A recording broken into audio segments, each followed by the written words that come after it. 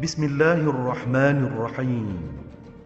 Allahumma inni a'udzu bika minal junun wal judhami wal baras wa sayyi'il asqam. Ya Allah, sesungguhnya aku berlindung denganmu daripada penyakit gila, kusta, sopak dan sebarang jenis penyakit yang menggerunkan.